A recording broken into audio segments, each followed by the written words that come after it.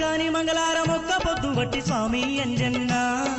దిక్కు నీవేనని మొక్కుకుందుమయ్య తండ్రి అంజన్న